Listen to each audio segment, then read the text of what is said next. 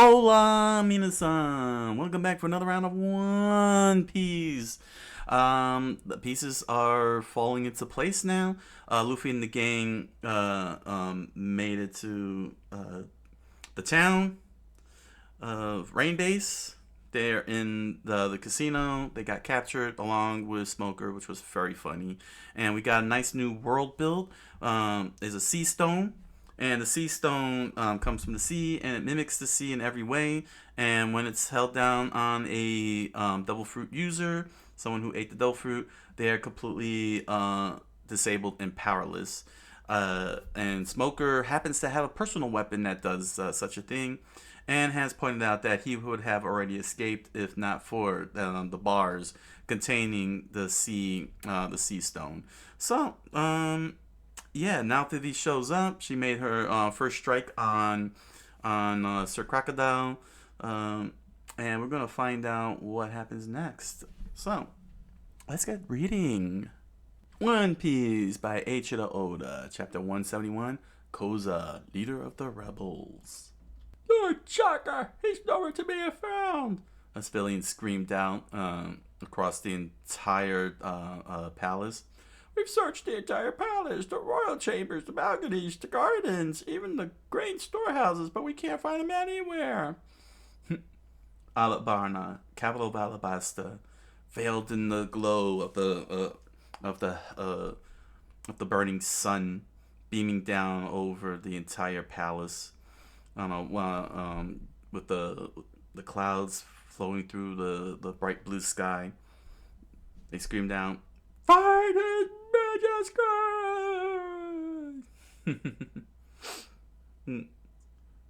Pell,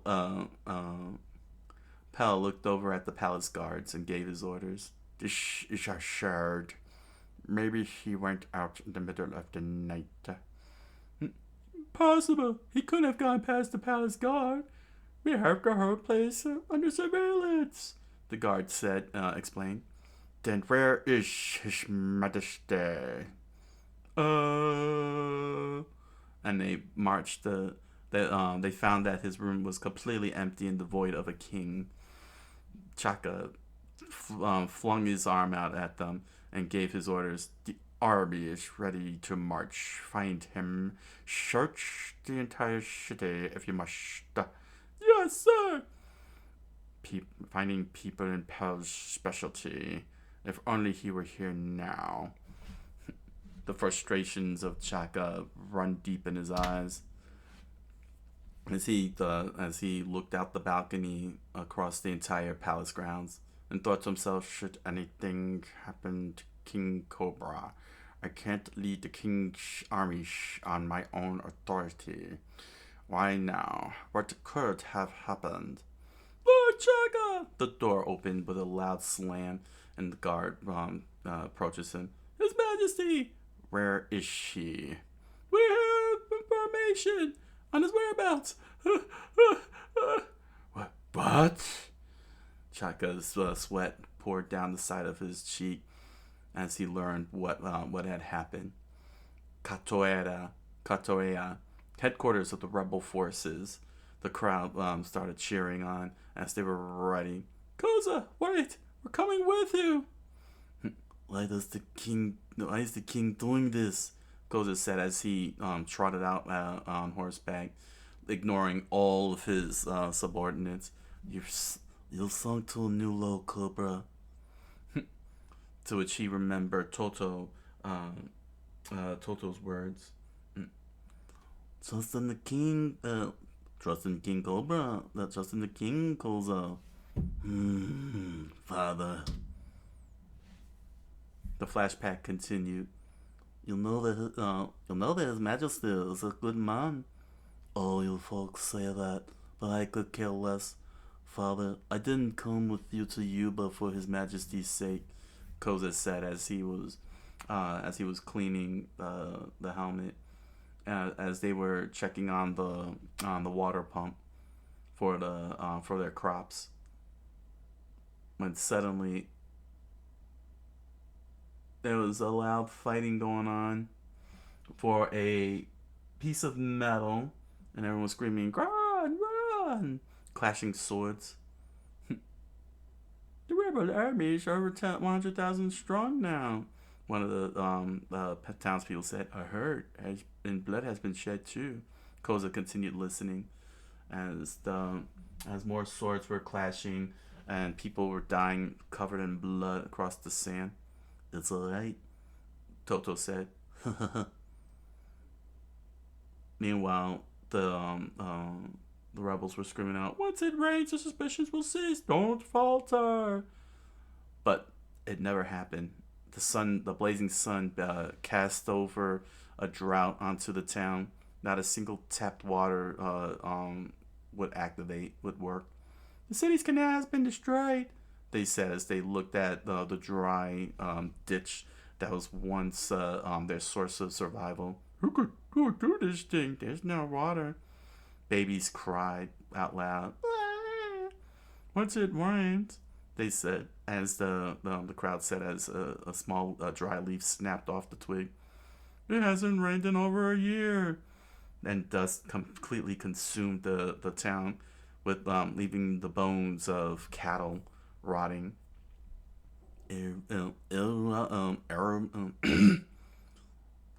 Arumalu's doomed, Koza said. Trust in the king, Koza. It will rain, Toto replied. As the fighting continued, with swords clashing and farmers' pitchforks stabbing. He's hurt. He needs immediate treatment. I don't want to doubt you, but people are starving. And whether you caused the drought or not, you do have the dance powder, Koza said as he stood before the king in his court, in his royal chambers.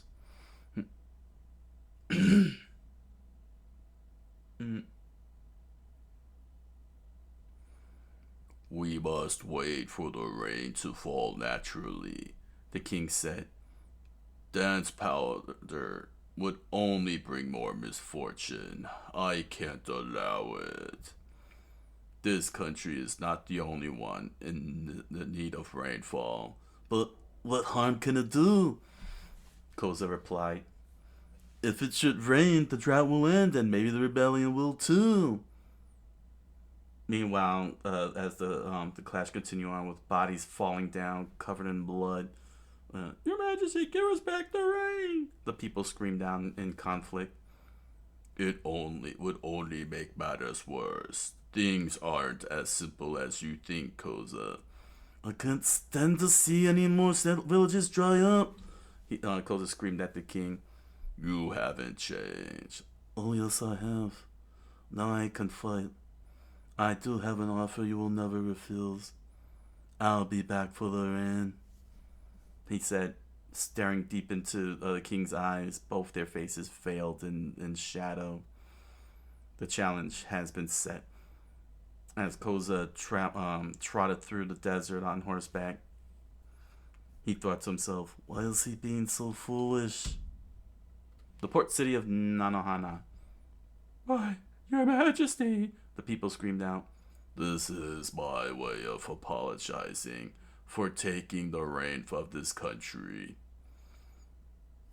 In order to put that despicable dance powder incident behind us, the king said, as the crowd watched on and replied, but King Cobra, you can't be serious. Your Majesty! I'm going to sacrifice Nanohana. And he threw his arms wide, and his guards unsheathed their swords and took the first swipes at the townspeople. Burn this corrupt city to the ground. Yes, sire! They screamed out, and every man, woman, and child was being stabbed and slashed, head chopped off, impaled, flames burning buildings down, property being destroyed brick by brick. Your Majesty! Koza screamed out as the king turned and looked in Koza's direction. Oh, it was the kid. Your Majesty! You stole the rain! The kid screamed out.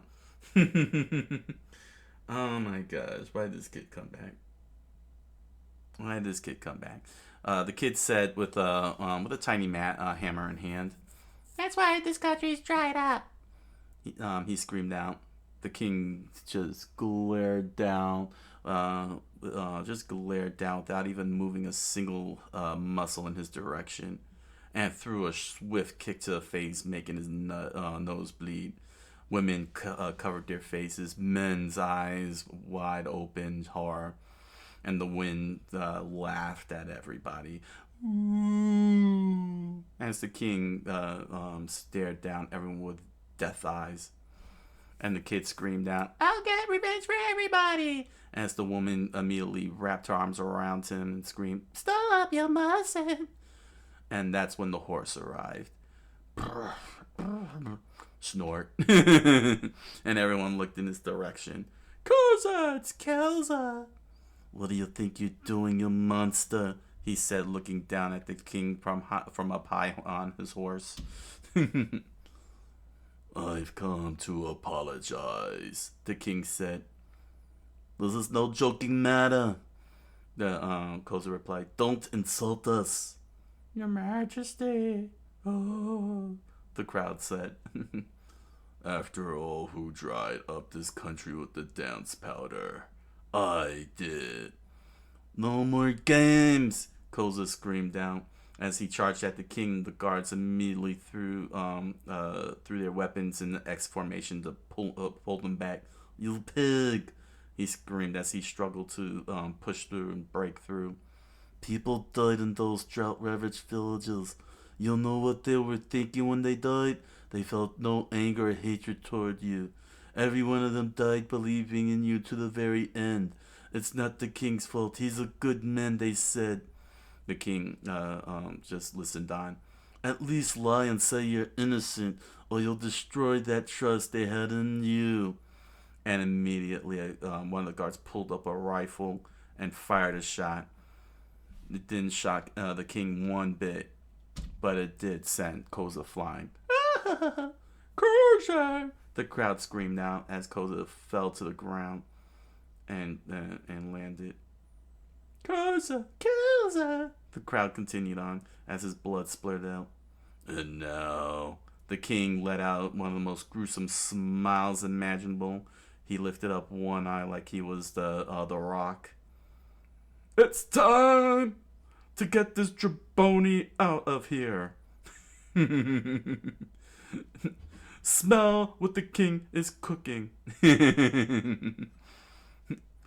Anyway, Koza immediately covered his face as blood poured out of his mouth, and he screamed out, "The whole country's been waiting, wanting you to declare your innocence. That's why we rebelled." A huge ship is about to crash into the harbor. One of the crowd screamed out. At least I did, Koza said as the pain started taking over. And a giant ship as big as a skyscraper crashed into Nanahana, and the people screamed out, "What's that ship's doing?" It unleashed sand and water onto everybody, and few buildings collapsed and took damage. People who were caught in its wake got swept under and crushed into putty, while those who were able to escape fell over and collapsed into the debris. Ah! It's coming in! Get away from the harbor! Ah! And the ship, as it toppled over onto the people, laughed at all of them. Ooh. And Mr.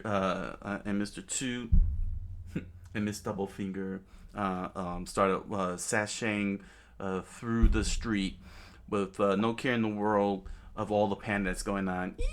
And oh my gosh, and Miss Doublefinger's hips really sway very, very, very, very hard to the left. Seems almost too easy for the grand finale. Miss Doublefinger said.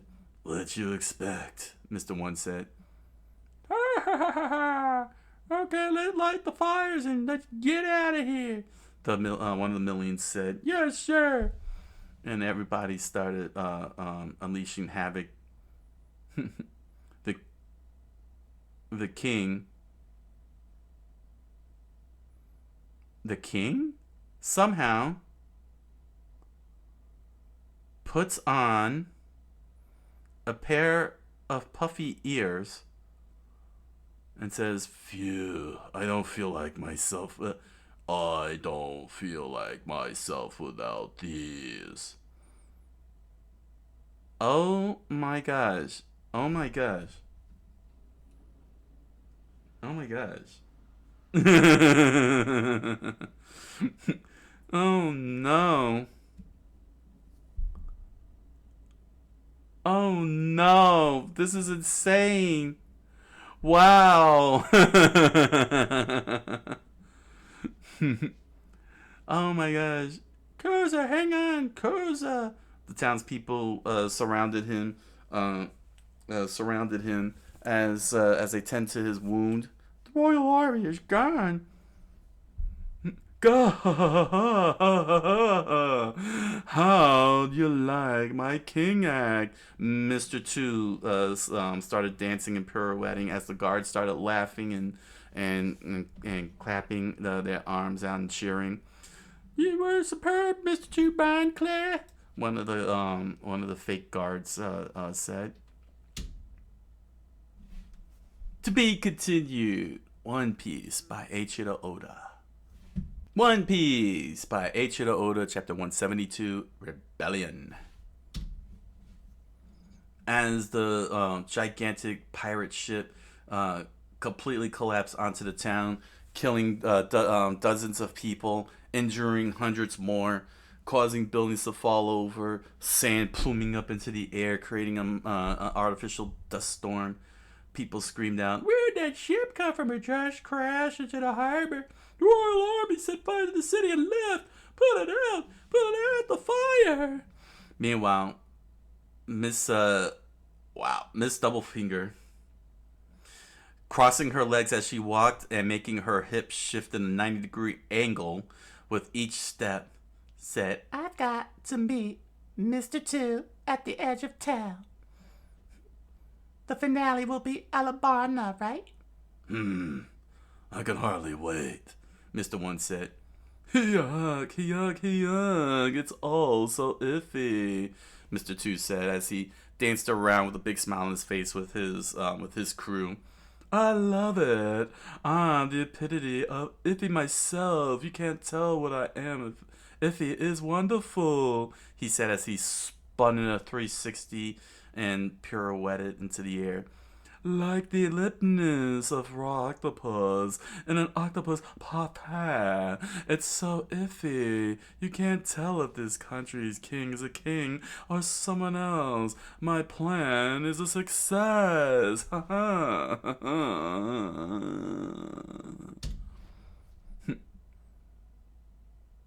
Where's Bunchy? One of the guards screamed out, "West of the town, Mr. Bond." Where's Bunchy?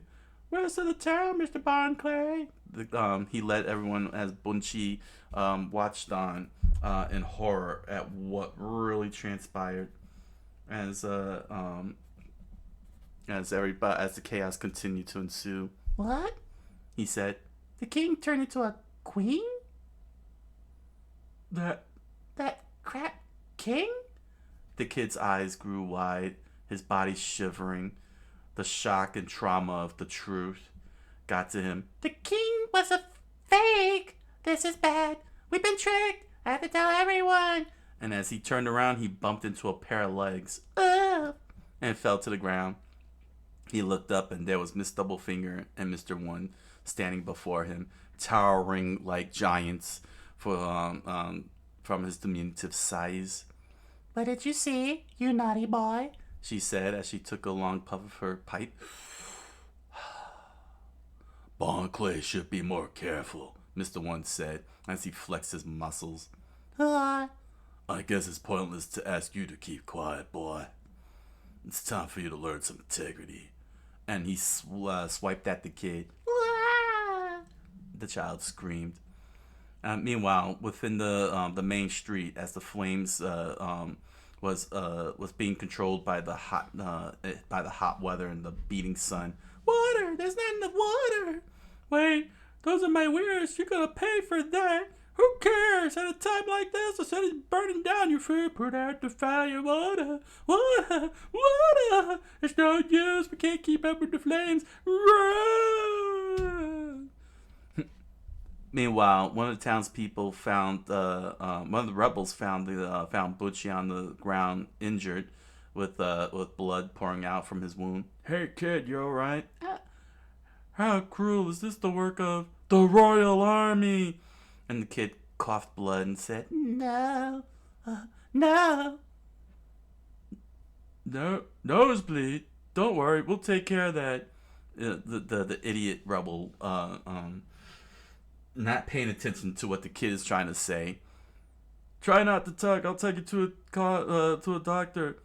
How could they? He's just a kid. My gosh. No. No. He thought to himself. No, you've got it all wrong. We've been trucked. They looked up. The rebels looked up. As the kid continued thinking, that wasn't the real Royal Army. The hospital's burning. One of the rebels pointed out at the flames. Find a doctor. Hang in there, kid. Kid! Koza! Everyone screamed as they watched the rebel leader approach Bunchi. He knelt before the kid and placed his head on his forehead. Koza. And Koza stared at the kid's eyes. It's time to bring this kingdom down, he said, with veiled in shadow and vein bulging out of his eyes, out of his forehead. As he stared at the kid laying lifeless. Alert all area commanders. Tell them it's time for the final battle. Our offer they cannot refuse will begin. Going to battle? We don't have enough weapons, one of the rebels pointed out. Right. That ship that crashed into the harbor was an arms freighter. We could get all the weapons we need. Really? It's divine providence. It is divine providence, Koza said. Meanwhile, as Baroque Works escaped on the turtle cart, guys, Mr. Two laughed out loud. A brat saw me, you say? Ooh, so sorry. Swan sorry. Sheesh, Mr. One said with his arms crossed as he continued listening to Mr. Two laugh out loud. Oh, let's let this Mr. Four's team to do their part. Miss Doublefinger said. She took another puff of her smoke. Fatty and the old brat will come through, Mr. Two said. Kidnapping the king is a piece of cake for them. Meanwhile, back at Nanahana, Koza raised up his fist into the air with the gunshot wound covered up, and he screamed out, "Hear me, my fellow rebels. The Alabaster knows that this will be our final battle. We're going to take the capital. We're launching an all-out assault on Alabama." And the crowd roared.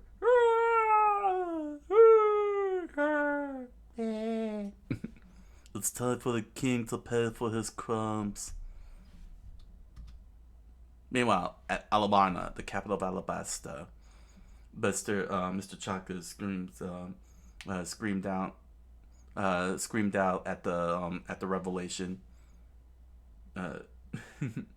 Don't be absurd. Don't be absurd. King Cobra would never do such a thing. There must be some mistake. But His Majesty is missing, and the time frame coincides with his absence. The guard, the messenger said, with sweat pouring down his face. Without evidence to suggest otherwise. Arr! And he slapped him across the face. But he could, but the messenger continued. News of the incident in Nanahana has spread throughout the kingdom. Rebel commanders everywhere are crying against the king. Even those citizens who believed in the king, they're taking up arms against him. He pointed out as all the subjects rose swords and axes, pitchforks and blunt objects high into the air, screaming, "Ah!" And the messenger continued, "The flames of rebellion are spreading. There are too many riots for us to suppress. The whole country is enraged, and they're headed for Alabarna. We can't stop them. It's a full-on insurrection. Lord Jacker, what should we do?" "We'll follow your orders," the guard said, as Chaka bent over, completely overwhelmed. Sweat dripped off his chin as he wiped it off his brow. "This is terrible," he thought to himself. It clouds everything His Majesty told me yesterday. What am I to believe? What am I to suspect?" And then he slammed his fist onto the ground. We must just do our duty." He lifted his head up. "We are the guardians of Alabasta Kingdom." And he grabbed his sword and unsheathed it and screamed out to all the guards with the sword raised high. "We must hold the kingdom together until the king returns. Defend the truth that you see with your own eyes. Defend Alabasta. We will meet the rebel forces head on and destroy them." And all the guards and soldiers screamed out, "Roar!" Meanwhile, as the town of Rain Days laughed at the whole entire situation, ooh, the people started screaming in the town started screaming out, "Look like the rebels are beginning all that advance if the rebel leader has been shot. I never thought the king would stoop so low. Let's take Alabama and bring down the king." The townspeople raised their weapons up into the air. "Prepare for battle, yes, sir."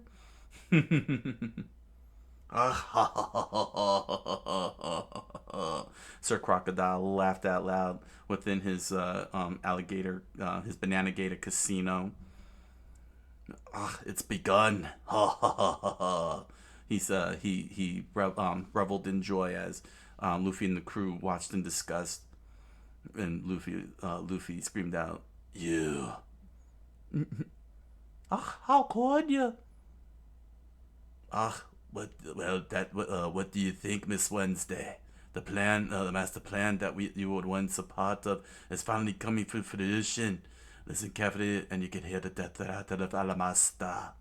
And all of them believing that they are the ones defending Alabasta. Defend Alabasta. Burn Alabasta. And Vivi screamed out, "Stop it! How can you do such a thing? It's inhumane!"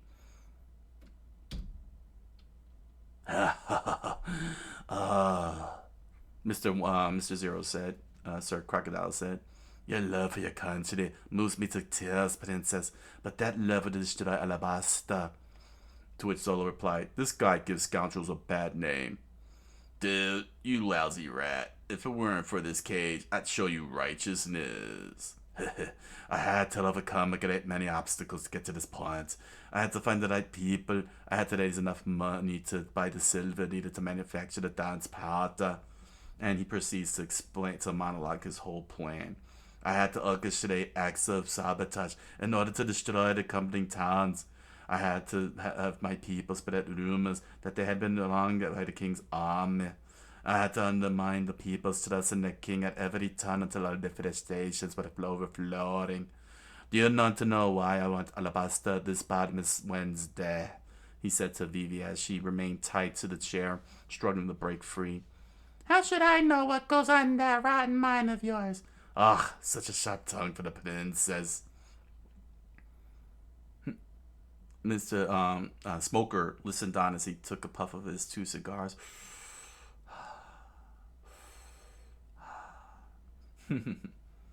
And Miss All Sunday listened to the answer as she was slapped across the face and fell into the ground. Ah. "Kana, What are you trying to do, Miss Wednesday? I'm going to stop it, She screamed out loud. There's still time. Vivi dude. Luffy says he watched on, helplessly behind the gates, the bars of the sea stone. I just have to get to Alabama. If I can get there before the rebel army does, I might still be able to prevent the slaughter, she said as she remembered the map pointing where they were at in relation to Alabama and Nanohana. And, what a coincidence. We're just about to leave for Alabama ourselves. I need to ask your father such a question.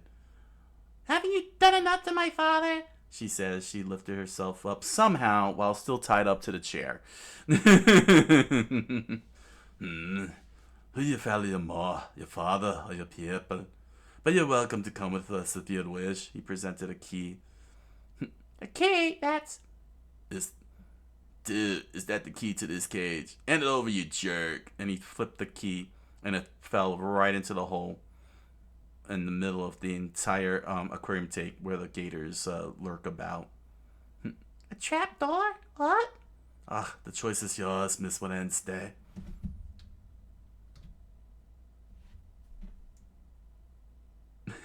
To be continued, One Piece by Eiichiro Oda.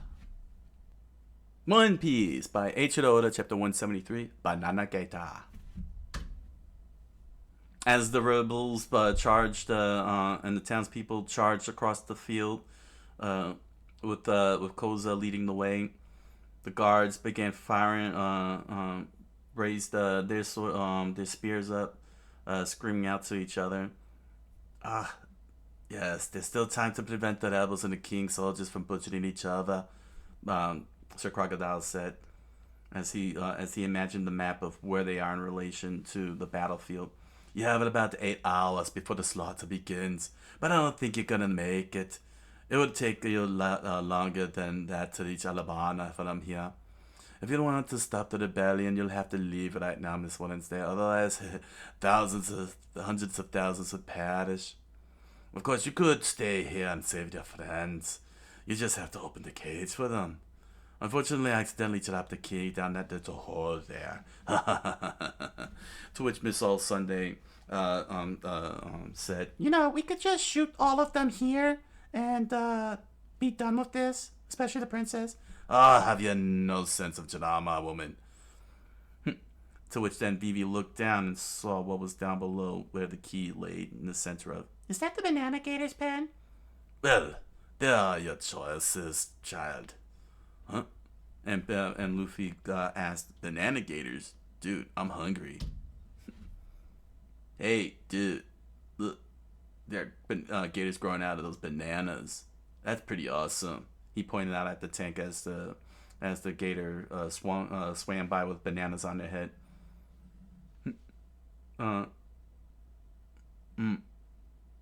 What?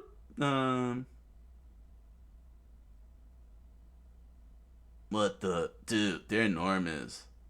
We're in to which Nami said, We're in an underwater chamber. and Usopp said, What? Weird bananas. to which Nami replied, Look again, stupid. The bananas are growing out of the gators. It's the gators that are the weird. Vivi realized as she saw the key being sniffed on by the gator, and it chomped at it. The gator has the key. And it gulped it. Gulp. And went down its esophagus into its stomach, ready to be digested into poop. Dude, what's the matter, Vivi? The banana gator swallowed the key to the cage. What? Dude, go after him, make it spit it out. I can't. Banana gators are ferocious. They even prey on sea monsters. If I go near them, they'll eat me up. She looked over at Luffy. Oh, sorry about that, dude. They think that anything that falls in there. To which then Sir Crocodile replied, sorry about that. They think that anything that falls in there is food, he said as the banana gator swam nonchalantly throughout the entire aquarium. And how did he figure out which one swallowed the key anyway? What? You beast! She gritted her teeth and clenched her fist. Grrr. Grr, Zolo said. If we could just open this cage, I'd teach those lizards a lesson. Duh, Zolo, dude. We can't get out of this cage because one of them swallowed the key. I know that. By the way, dude, why aren't you trying to slash these things off with your sword? Don't you have crazy techniques or something? Ah, well then, he said. We'll be going now. To which Miss All Sunday said, You know, we can still just shoot them. Ah, woman, have you no sense of panache? Oh, by the way, in 1 hour this room will be one big fish tank. I use the secret room as President Baroque, but I won't be needing it anymore. Soon the water will start pouring in as it sinks into the land-based lake.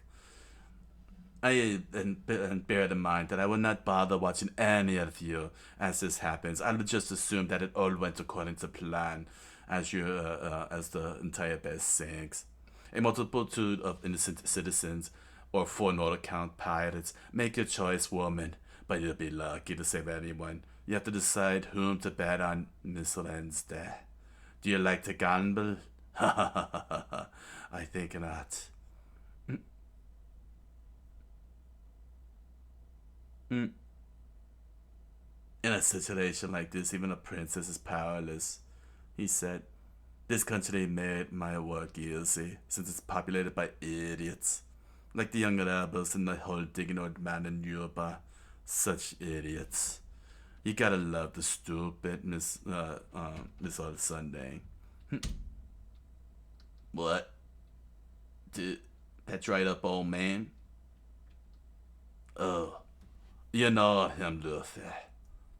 That Oasis died a long time ago. He continued monologuing. But that stupid old man just keeps dodgily digging away. Doesn't that make you laugh? On he digs. Dateless of those recurring sandstorms. Why you? Luffy screamed out. Let me ask you something, Straw Hat.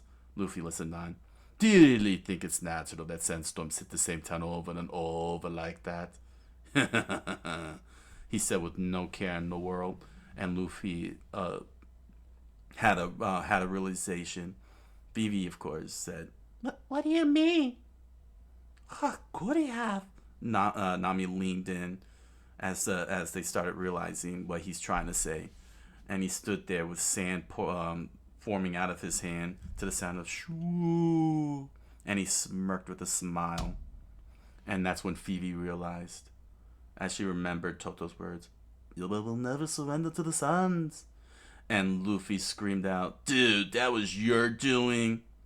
And he merely smirked back at the pirate, as everyone remembered Toto's words. "Don't you recognize me? Well, I guess I have lost a little weight." Toto smiled, and Phoebe grimaced in pain as tears welled up in her eyes, and she said with 3 simple words, I'll kill you. Oh, that's precious, princess. That is most precious. And they stepped out as water began to gush up out of the floor and pierced one of the bricks. Oh! Usopp screamed out, The water's coming in. It's gonna flood the whole place. Phoebe, save us. Do something. I don't want to die in an hour. This is no time to panic, Nami said. When was there ever a better time? If somebody doesn't do something fast, we're doomed. Water began punching its way through the floor like geysers flying up in the air, and Vivi, with down on one knee, pulled out her nipple sword and started twirling this circle, and thought to herself, My country and my friends? Not like you would let me have either. Even my life. You'd kill me before I reach Alabarna anyway. I know what has to be done. No one will be safe until you're dead. You know nothing about this country's history or its people. You don't know anything. She watched him walk away, and got up and lifted up her body and started rolling very, very, very fast until she became overwhelmed from pain. Everyone watched on as she completely dropped her weapon And Luffy saw the despair as Sir Crocodile walked nicely and gently, very slowly, knowing full well he completely won. Vivi, dude, Luffy screamed out, do something. Get us out of here. Ah, Luffy. Luffy. And that's when Sir Crocodile laughed out loud. Ha ha ha ha. Ah, begging for your life, eh, Straw Hat? But of course, yeah, everyone fears death. Dude, if we die here, who's gonna kick his butt? He screamed out to Vivi. And that's when he stopped. He twitched. That caught Vivi's attention. And everyone had their fists clenched in absolute silence. Sir Crocodile looked back with uncaring eyes. Ugh, don't be full of yourself, fish bait. Oh yeah, dude, you're the one who's mine, who's a minnow. And that's when Usopp screamed out, "He's one of the 7 Lords of the Sea!"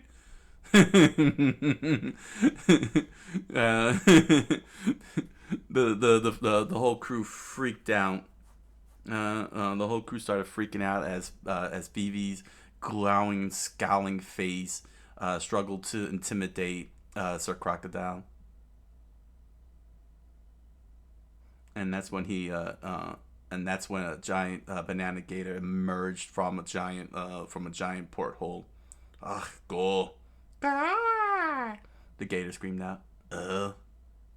If you're going to the Rebellion of France, this would be a good time now to do it, Miss Wednesday. You want to stop the rebellion, don't you? Vivi stood up as the gator took one step forward to the sound of boom. It's huge.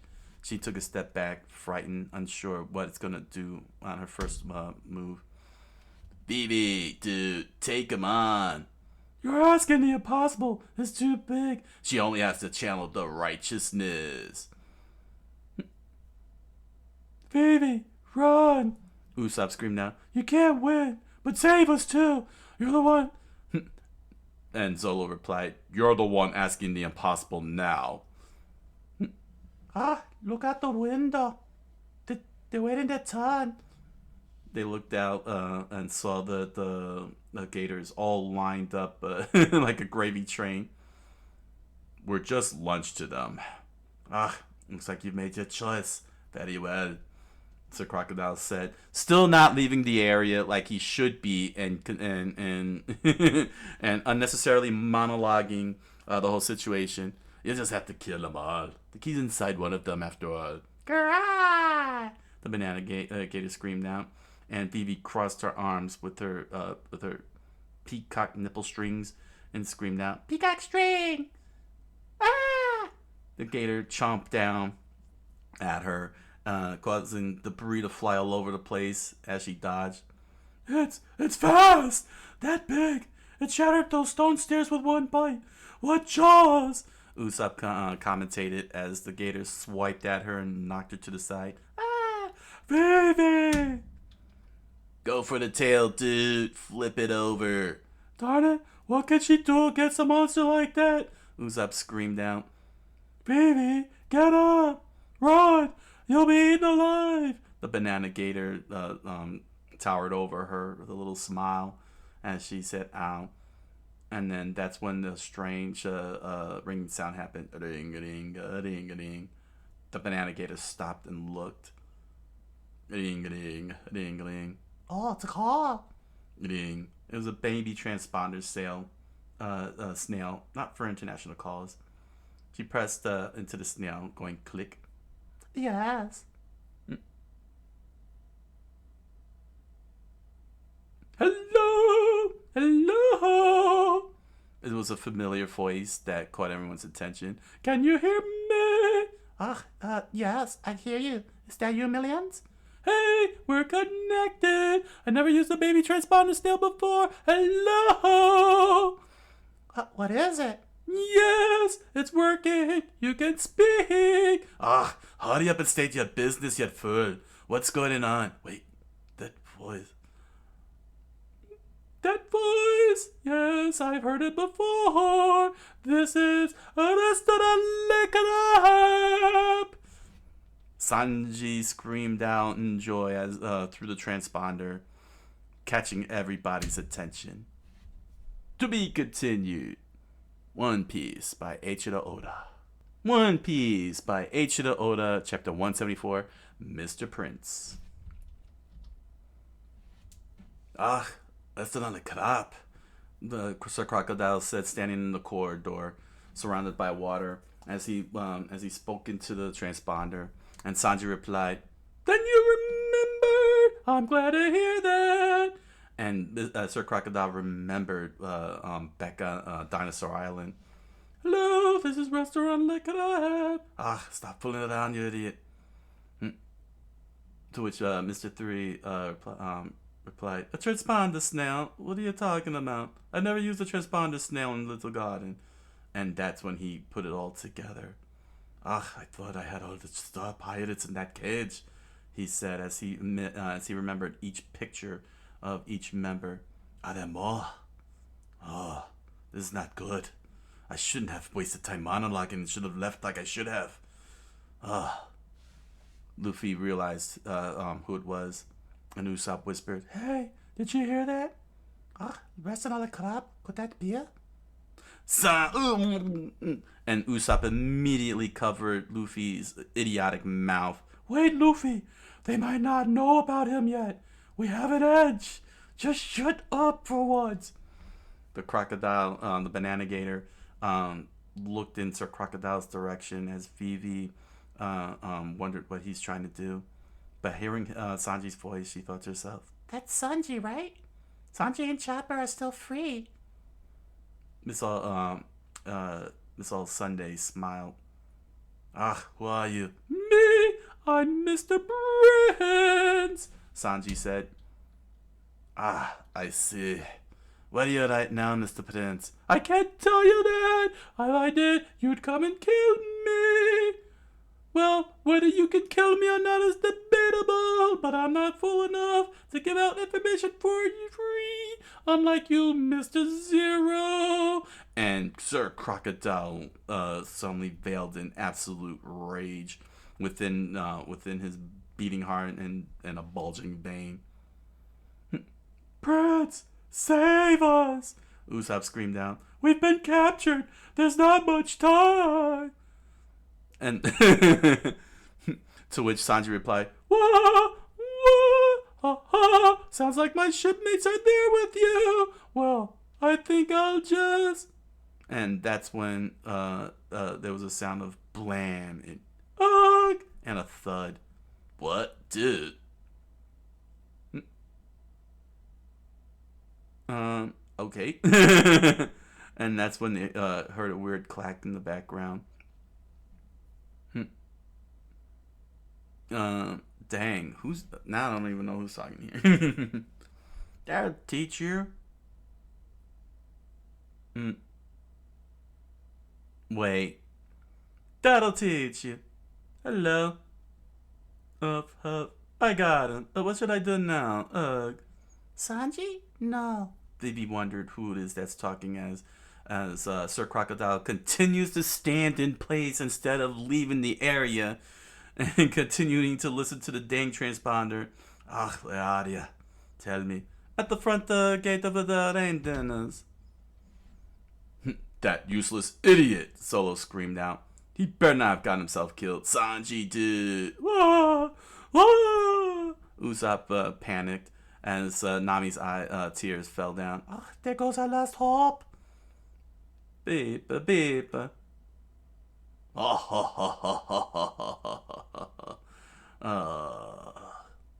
Excellent. Let's go out to the front. "Are you sure? The millions still don't know what you look like." Miss All Sunday replied, "I'm not going in there as the boss." Only the numbered agents know our faces. I'll arouse no suspicion that I showed up as Crocodile to investigate a commotion in front of my casino." He started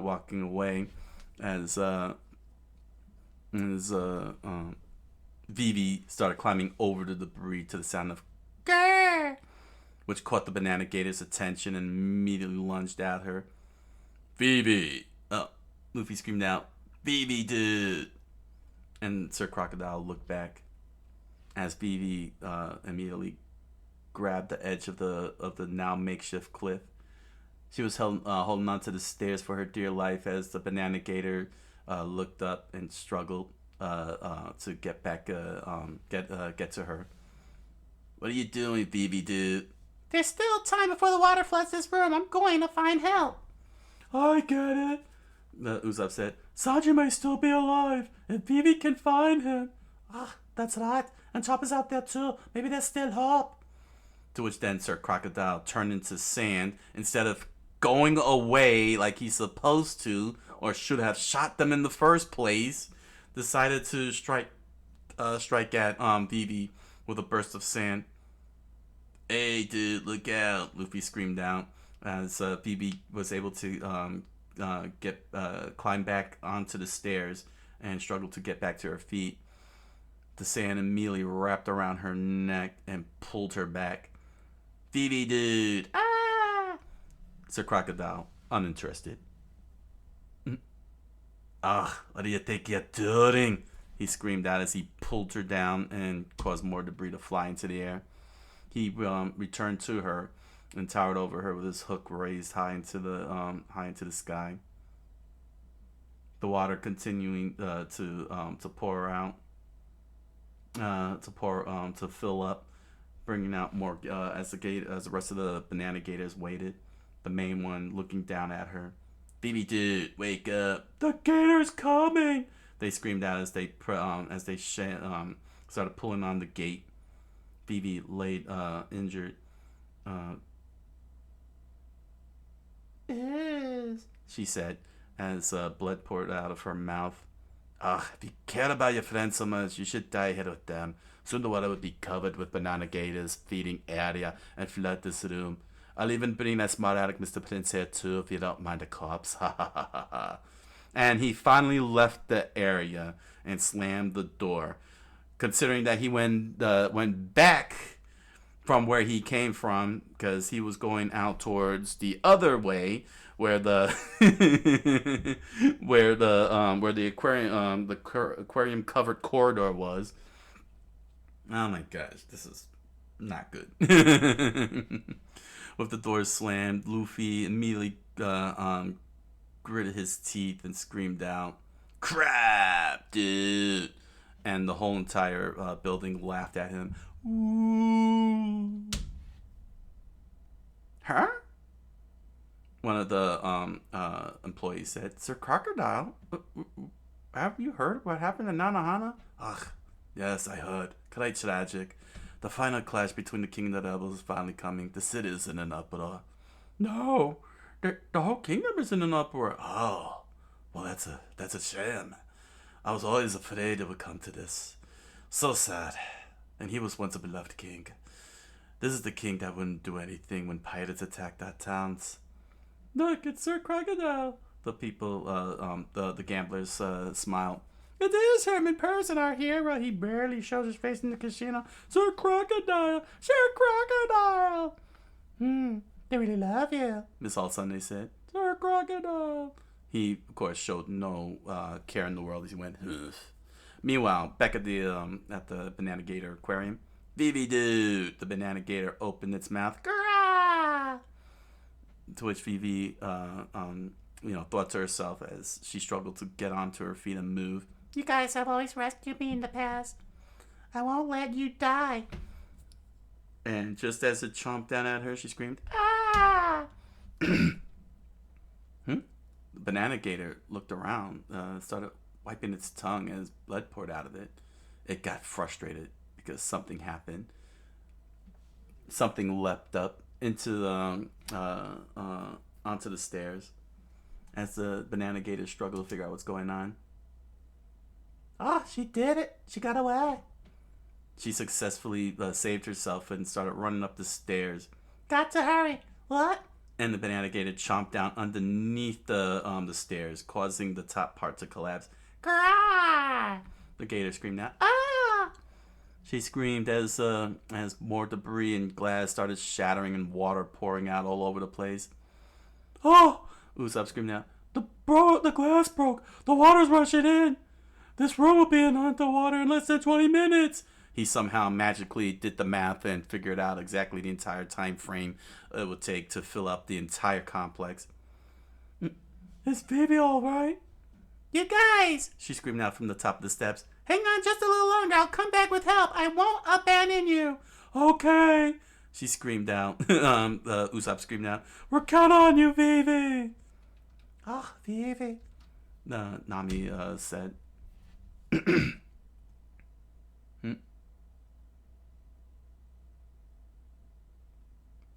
Outside the casino, outside the casino, Sir Crocodile spoke. Ah, what in the world happened here?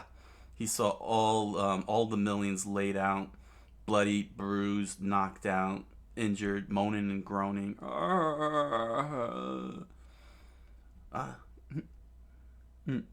Adding to those that the Falcon took out, all the millions have been wiped out. Missed all of a sudden they said, "Ah, what happened?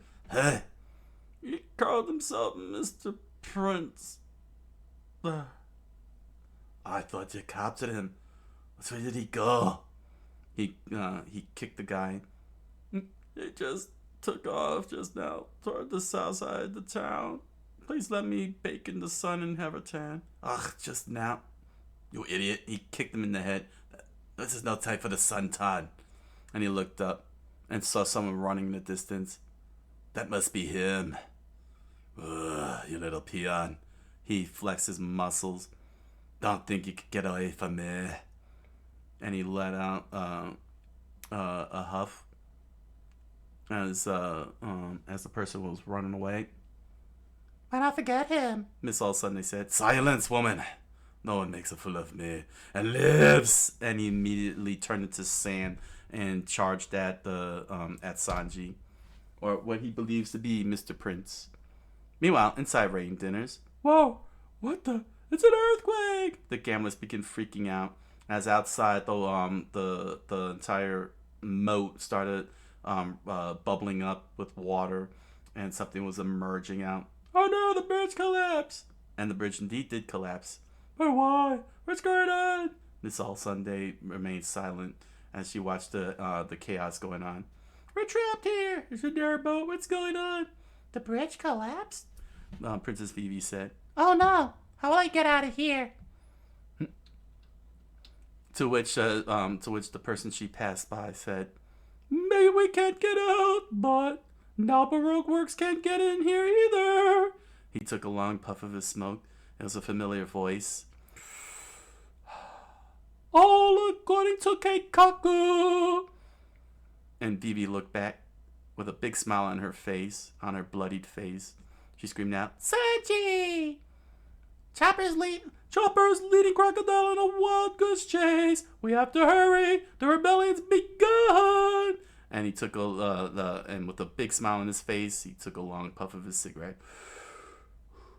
"So, show me the way, princess." To be continued. One Piece by Eiichiro Oda. One Piece by Eiichiro Oda, Chapter 175, Release. Chopper ran across the streets of Rain Base with Sir Crocodile chasing after him. Vivi spoke. Chopper's acting as a decoy? Yes, but don't worry about him, Sanji replied as he guided Vivi away from the crowd and heading towards Luffy and the crew. "We have to worry, Vivi. How are the others?" "They're alright, but Sanji, didn't you just get shot?" she said. Me. He took a puff of his smoke.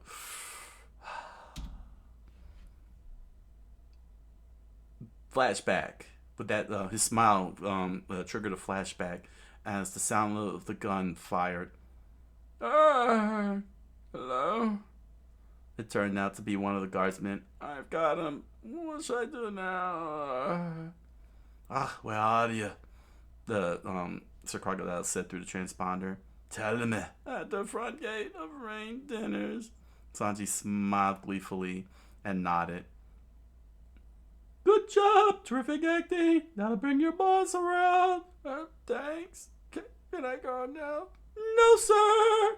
And Sanji delivered a sharp kick to the face and sent him to the ground. Look, Chopper. Huh? More minions are gathering over where we kicked butt earlier.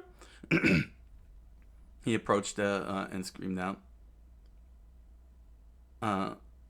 Oh. To which then Chopper stood before everybody. My name's Mr. Prince. Who are you? Hey, are you the one that did this to our comrades? To which Chopper thought to himself, I finally started helping him out. And he screamed out loud and started clotheslining every single member and punching others to the side. My name is Mr. Prince. Gah! He continued screaming out. What's this? And Chopper watched from a distance and sees Sir Crocodile looking around. What happened? Oi! He called himself Mr. Prince. He's over there. And Chopper led the chase, pissing off Sir Crocodile as Chopper ran at high speed, and he followed after them, leaving behind Miss All Sunday. Oh no, the bridge collapsed! And she looked over at where the bridge is, and she took notice of Sanji walking up the stairs, taking a nice long smoke of his smooth menthols. And it laughed right back at them. Meanwhile, as the chase continued, Chopper shrunk down to his tiny size, causing Sir Crocodile to lose him. Where'd that pirate disappear to? Mr. Prince, I'll find him and beat him to death. Chopper, with fear gripping the doctor's chest, slowly snuck away quietly, shuffling by. Meanwhile, in the casino, the water, dude! Luffy screamed out, and Luffy concurred. We're all gonna die, go! If this cage gets flooded, we're goners. It's up to my knees. The water's up to my knees. You stupid gators, come and get us. They immediately looked at her. What do you say, Nami? I'm gonna make them so mad that they chomped open the cage. What? That's a great idea. And Luffy screamed out, come and get us, you stupid banana dudes. Banana, dude. No, you got that wrong, Usopp said. They're not bananas. They're gators with bananas on their heads. They're fruit animals, not fruit. It's like the monkey dance. It's not a kind of monkey. It's a dance. Well, dude, gators and bananas are both edible, so... Here it comes! And suddenly the gator chomped down onto the gate and started squeezing it in place, and everyone screamed, eek! Usopp threw his hands up in the air as the gator struggled to break the cage down. It didn't work! What kind of cage is this? Hurry, BB, dude! The water started rising up. I'm very curious if it's salt water or not.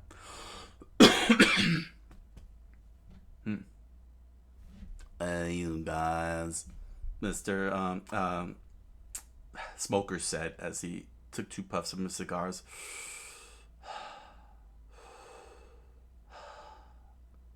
Hey, how come you're so calm? Usopp screamed out. Yeah, dude, help us think of something. How much do you guys know? What is Crocodile up to? That woman with Crocodile, the world government has had a bounty on her head for 20 years. A bounty of over 70 million berries. He explained. What? 70 million? How come? Same as crocodiles. From the moment those two joined forces, there's been more at stake than just the fate of this country. He took a long puff of his 2 cigars as vein bulged out of his brow, knowing full well what's going to happen in the bigger picture.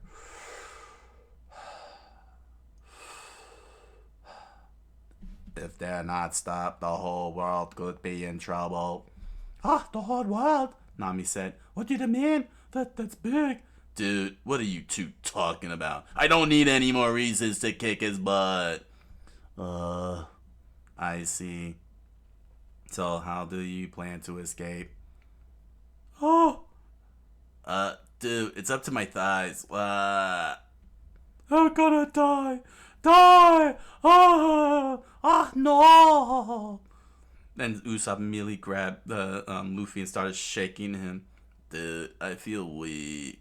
Oh no, this isn't good. Hang on, Luffy. Vivi's going to help, coming back with help. She promised. Ah, Vivi, this must be hard, but we don't have much time. Hurry.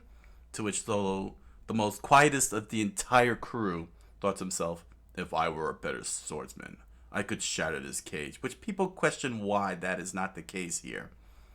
It's not polite to war at the dinner table, Sanji said. Nice. Sanji delivered the ultimate kick of ultimate awesome. Bananas kickers! And he launched a banana gator up in the air, causing it to cry and scream, ah! As it flew up into the air, with its gigantic size. Sanji failed in absolute rage as the banana gator went blah and coughed out debris that it ate, and Luffy just sat there like as the whole gator fell on its back, knocked out. Everyone watched in horror, from Smoker to Solo to Luffy to Usopp to Nami, and he took one long puff of his smoke. He stretched his arm out like a JoJo character and pointed out at the entire crew. Next is your turn. Oh, hi. I've been waiting a long time to do this JoJo pose. And everyone screamed out, Prince!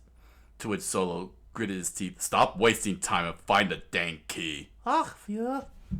Nami lowered her head in relief. And he starts wiggling about with noodle arms. Nami, do you love me now? Ah, yes, I love you. Now get us out of here. Come me. What an idiot. BB dude, good work. He let Luffy stuck out a thumbs up, and everyone looked up at Vivi, and with a big smile on her face, she returned a thumbs up of her own. Thanks. Meanwhile, the banana gators started emerging.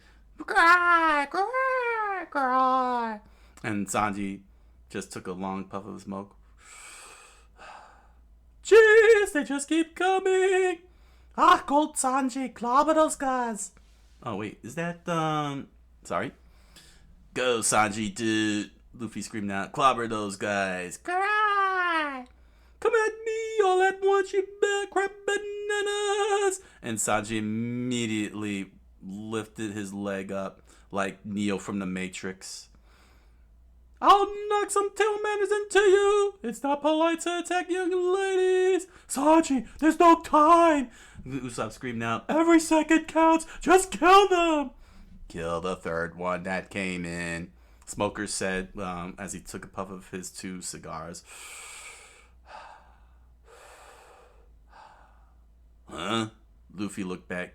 Why that one, dude?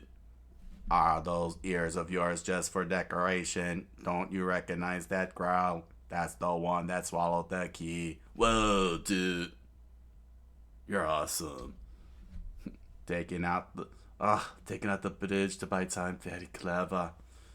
Sir Crocodile said. There must be other members of the Straw Hat Gang on the loose. He started walking through the hallway and returning back to where he came to the scene. They led us away in order to rescue their comrades. Miss All Sunday said. But it will avail them nothing. Even if they manage to find the banana gator that swallowed the key, the door to that cage still won't open because I have the real key right here. Their efforts will all be in vain. Oh, evil man. And he slammed the door open like an idiot, returning to the very place he shouldn't have returned to. he should not have returned to. But I won't let any of those little fish get to the egg. I'll kill them all with my own hands. That's why I said we should have just shot them and killed them all. Quiet, Odoman. And he stood before the entire area.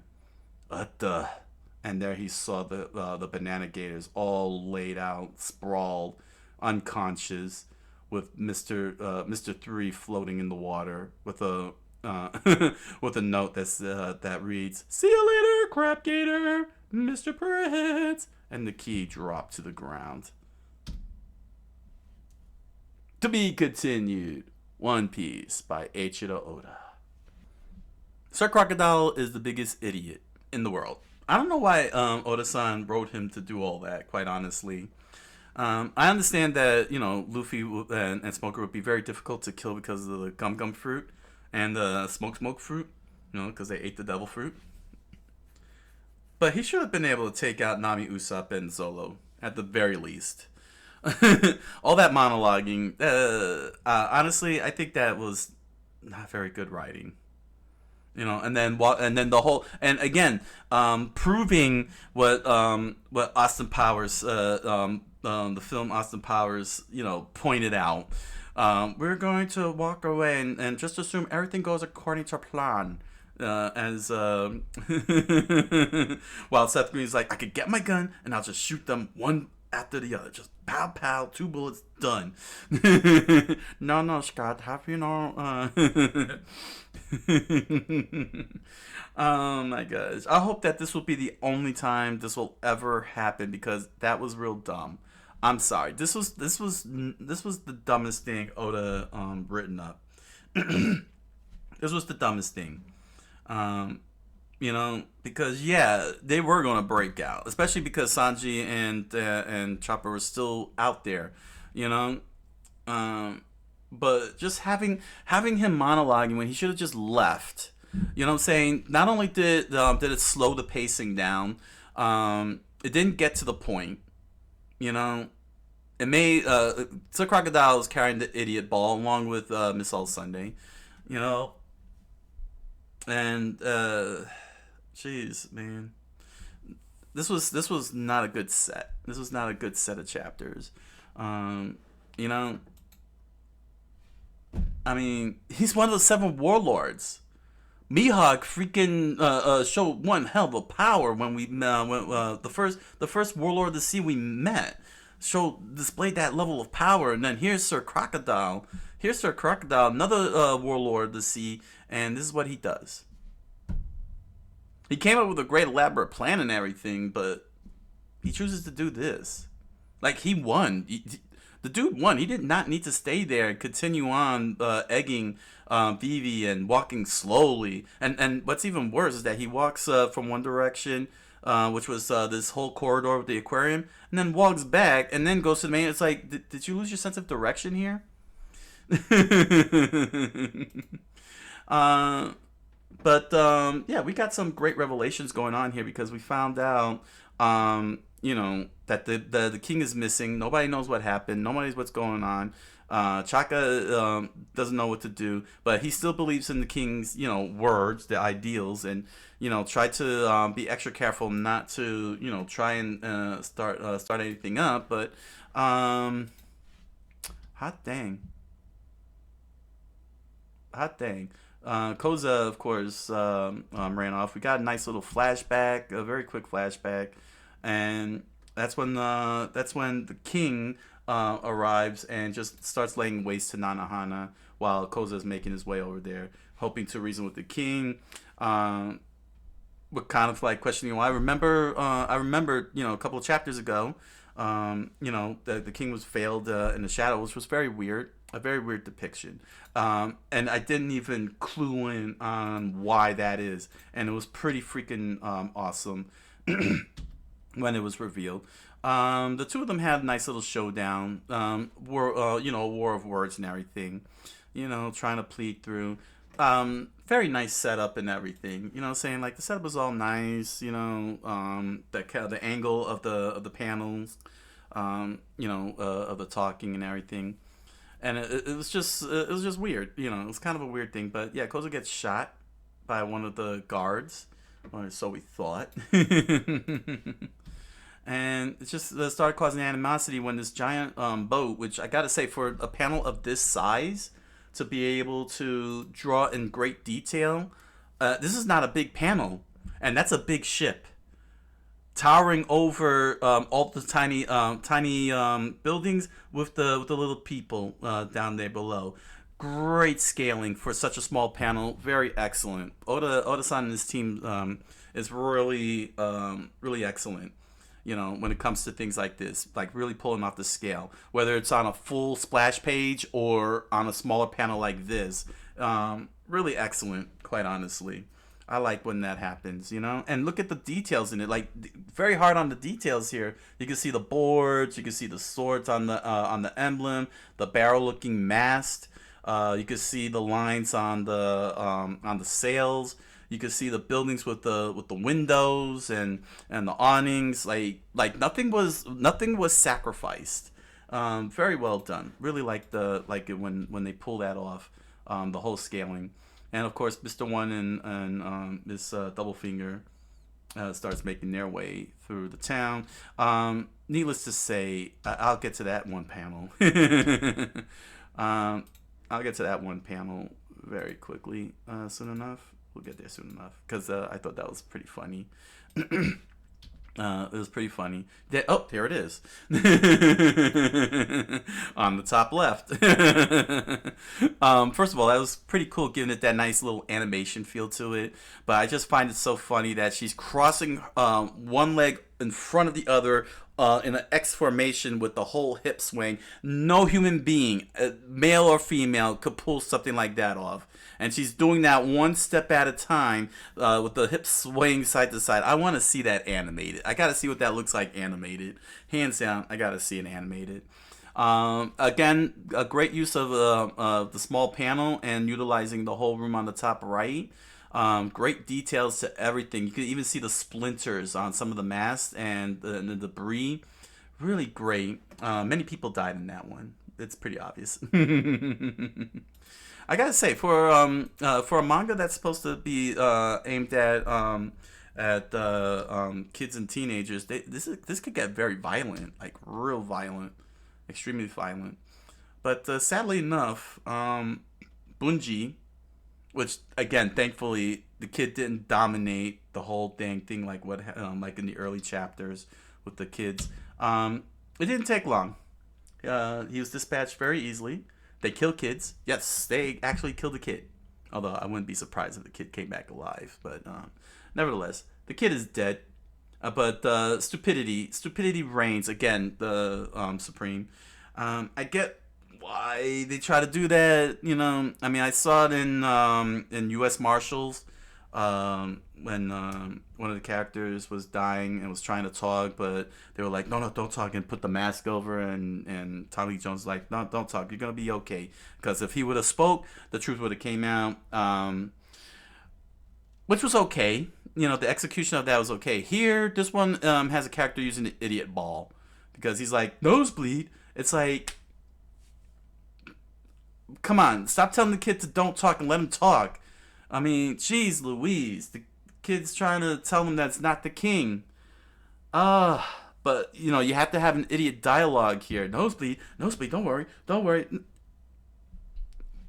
Lean in. Like, wait, are you trying to say something? I mean, geez, what a freaking, damn. I'm being hard on this because, I'm being hard on this one because the dialogue should have been a little smarter here. You know what I'm saying? This should have been a little bit more smarter, especially with Sir Crocodile. Like, it was frustrating me watching that level of stupidity. But yeah, with the kid dead, Koza is pissed off as Baroque works escape, and well, a rebellion is about to happen. Not just only any rebellion; it's a whole civil war basically. Basically, it's a civil war. Koza got the people, the common folk, the citizenry, pissed off and rallied rallied the banners. He called on the banners. Meanwhile, this guy here, Chaka, I don't understand what's up with why Chaka decided to do this. I don't know. I don't know why Chaka chose to do this. I don't know. I don't understand. I know he has to hold the kingdom together, but um, your choice is to fight back. I'm a little confused. I mean, maybe it's something that does happen, when it comes to kingdoms and such. I just don't understand how he could come to that conclusion. Like we gotta do this. I don't know. I mean, I don't know. I guess it's I guess Oda I guess it's just Oda-san's way of saying, yeah, it could happen this way. And you know what? I say that's fair enough. I say that's fair enough. It could happen. It can happen this way. A scenario. You know what I'm saying? Like this is a scenario. Oda-san is saying it could happen this way, and I'll say that's fair. You know what I'm saying? That's fair. I just find it very weird that he that Chaka would immediately go this route. Um, knowing full well what the king believes in, which is the citizenry, that the citizens are important and everything. You know what I mean? And he would have prioritized not wanting to, hurt the citizens, even if they are in rebellion. But especially with the king missing, the king is missing. But yeah, if this is if Oda-san wants to say, yeah, a scenario like this could happen, then I would say fair enough. You know what I'm saying? I would say this was a judgment call on Oda-san's part. You know what I'm saying? Like this was a judgment call. He could have gone in any direction, and he chose this. So fair enough. You know what I'm saying? I say that's fair enough. Mm, that's fair enough. Rather than do an all-out battle, it would have been like a defensive formation and dispatch a group to try and find the king. You know what I'm saying? Dispatch a group to find the king and actually put up a defensive perimeter and try to reason with Koza first before engaging in battle. That's what I would have written personally. But, it's fair enough. You know what I'm saying? It could happen, a scenario like that. And that's when we finally get to what ended up becoming the most annoying part for me. And that is Sir Crocodile monologuing for the next 3 chapters. It's like he like all this ultimatum stuff. Like you got the why is she alive? You have her tied up. You have the power of the sand fruit. She doesn't. Kill her. You got the king to disappear. Kill her. Why all this? Why all this? I mean, he has displayed a level of intelligence, the likes of which none of the villains so far has put on display here. He pretty much won. He's victorious. There's no need for any of this. Like, get rid of since he can't kill off the devil fruit players, and that's Smoker and Luffy. Take out Zolo, Usopp, and Nami, and the princess. That's it. Just take those 4 out, and then fill it up with water since the devil fruit is a weakness to them, which is fair enough. You know what I'm saying? And leave those 4 to drown. That's understandable. But the fact that he's got 4 characters alive, that is four non-devil fruit users alive, they all should be dead. They all should be dead. Like he's got them all dead to rights. That's what really I'm frustrated about. You know what I'm saying? Like he can't do anything about Smoker and Luffy. Fair enough. You gotta fill it up with water. You drown them. Okay, fair enough. You know what I'm saying? But the other 4, why are they alive? Why are you keeping them alive? Why are they still alive? Take them out. You know? What's Luffy gonna do? Nothing. Not even Smoker could do anything because you got them in a cage made out of sea stone. The greatest the greatest weakness. I mean, come on. Come on. Come on. But the monologuing was what was really pissing me off more than anything else. Because he decides to play games with Phoebe, throws it into the whole thing. And then we spend all of chapter 173 and I believe 173, 174, and 175, with this whole thing here, while the Civil War is about to occur. And how does he know it's 8 hours? It doesn't have to take 8 hours for the battlefield to happen, They could just send somebody ahead of time and just start clashing. Anyway, Anyway, yeah, that's all he does. Is just monologue, monologue, monologue, monologue, monologue. Great, we know everything that is your plan. That is your plan. You revealed that you set the whole thing up with the sand to make sure that everybody wasn't getting water. Uh, Great. I understand there's a whole big picture type of situation, but and the Vivi. That's it. I mean, for Christ's sakes, man, you gotta sand it. Just ram the sand down her throat and choke her out. Oh, no, better yet, since you're able to drain out the water from Mr. 3, do the same to her. Just drain the water out. That's it. The end. My gosh, man.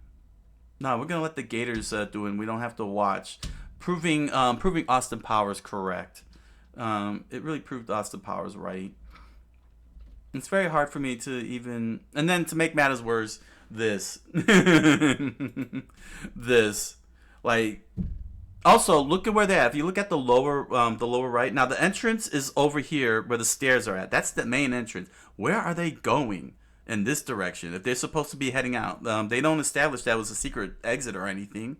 So he's going out through the aquarium corridor, rather than going through the main entrance. It really threw me off because then he's like, I don't get this. I don't get this course of this path of writing here.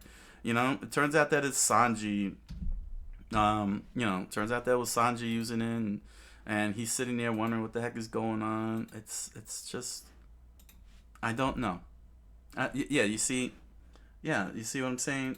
The exit is where the stairs are at. That's where everybody comes out of, and that's where these two are going to come out of. But why are they going through here? It's they're not establishing that there's a secret exit or anything. Meanwhile, everybody's just watching. The Gator ain't doing nothing. Like, he's just listening to the conversation. These two are just standing there doing the conversation. Like, squish the dang thing and walk. You don't need to communicate the whole thing. Your planet is already a success. You know what I'm saying? Everything's successful. You don't need to stop to listen to this thing and listen to the crap. Just squash the whole thing and ignore Sanji and throw it out and just keep moving along here. It just really, it's very, there had been such good levels of writing before this happened, and all this hype about Sir Crocodile and this whole entire plan with Alabaster, and we get this monologuing and stopping to listen to the whole thing instead of just get out of here. All of this taking a whole chapter. This all took a whole chapter. Meanwhile, Vivi, saying Vivi trying to prove herself and such. It just dragged on. Like, dude, okay, you got her. Snap the neck. You don't need to pull her down. But what does he do? He pulls her down. You just snap her neck. She's dead. You win. You win again. Yes, I am being very hard because we've been hyped up about Sir Crocodile. We watched how he was maneuvering, watching how intimidating and terrorizing he is, and then all of a sudden, there he is going up the stairs instead of going out the corridor. So why was he going through the corridor in the first place? I don't understand what happened here. This was going so good. Yeah, and because he carried this complete idiot ball, everything just went to crap. Vivi somehow survives being attacked by the Gator because the panelists didn't do a very good job here showing how she struck it and jumped up and everything. It's like, oh my gosh, man, really? Like, really? And not for nothing, but the Gator just seems like a waste of time too, for what we see at the end. Yeah, and for Crocodile, and look at even Miss All Sunday here says, why not forget him? And he's like, no one makes a fool of me. Really? Who? Why? You won. You're victorious. You don't need to do any of this. This is terrible. I was expecting epic maneuvering and posturing and everything, and a hardcore battle and so on. You know what I'm saying? Like I was expecting Luffy and the crew to like really be on, like on their final, how you say, like not even their backs to the wall, but their backs to the spikes, to a spiked wall. You know what I'm saying? And of course you got Sanji and Chopper. You know what I'm saying? And we don't, and we get to see their little plan get executed. My man, sitting here again. The situation is dire, and you're sitting here being all cool and everything. Like, this is not the time to be doing this. You know, the whole flex. I think that's how they call it, flexing. This whole flexing thing that he's doing. Oh my gosh, man. You know, I mean, you show what the stakes are, how big the stakes are. It's so big. All of this is just making the characters waste of time. So Chopper's the one who's leading Sir Crocodile away, and sure enough, Sir Crocodile's a freaking idiot. Just because he shrunk down doesn't mean that the outfit changed. And he's sitting there saying, "I'm gonna." Oh my gosh. And of course, Miss All Sunday caught wind of the bridge that was collapsed and the moat as everybody's trying to escape. And yeah, Sir Crocodile, how could you mess up something like that, man? How could that get all messed up? And of course, Nami had a very smart plan. Had the Gators rip the cage apart.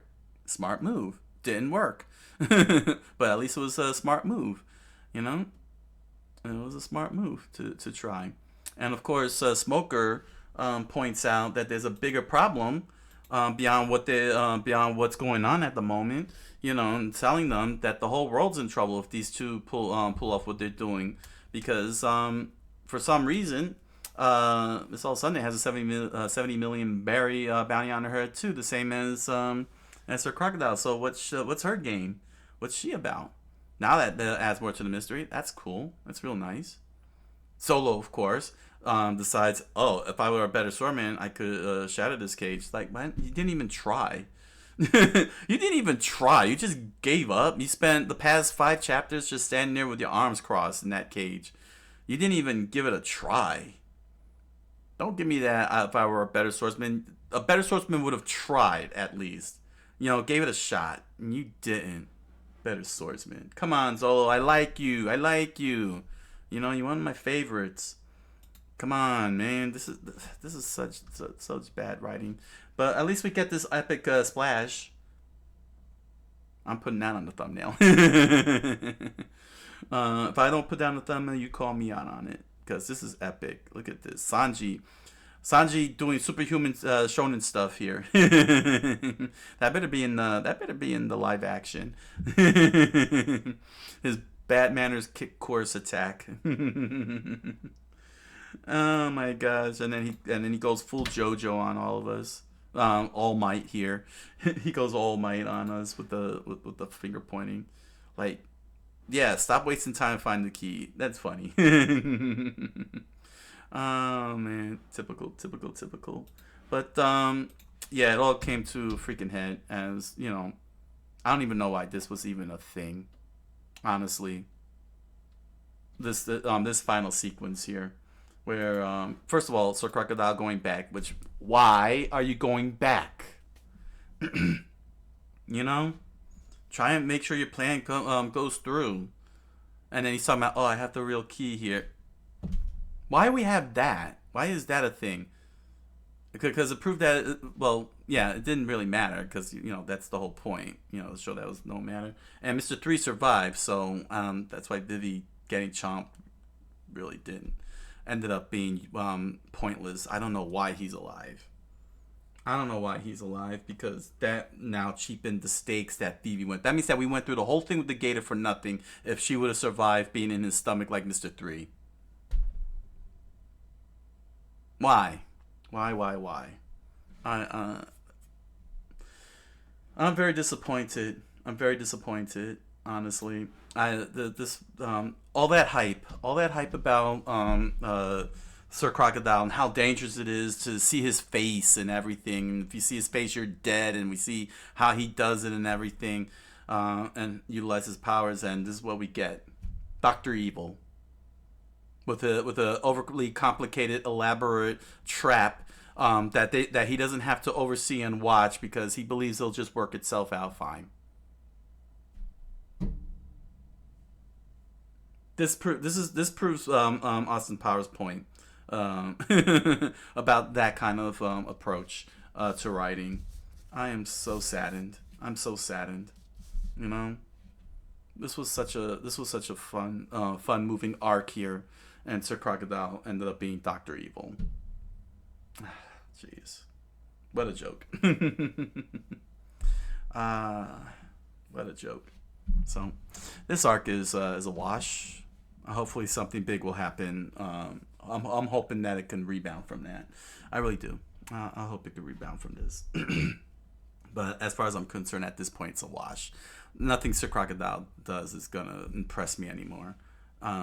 Warlord of the Sea, yeah, okay. Oh well. Comment, like, subscribe, follow. You know you want to. And head on over to Amazon.com and BarnesandNoble.com and grab yourself a copy of The Impossible Man, a strange fantasy novel written by me. You'll find links in the to the book down in the description below. And I look forward to seeing you make videos out of The Impossible Man and all the characters in world lore. You can also you'll also find links to other merch such as stickers, pins, T-shirts, music. If you're interested, help yourselves. Thank you for your patronage. Enjoy the products. And if you're interested, you could join me in my live multi-stream on Twitch and Kick every Monday through Thursday, 10 o'clock p.m. Eastern Standard Time. So until the next set of chapters on One Piece, thank you all for joining me, and I wish you all a good night, a buenas noches, and oyasumi nasai.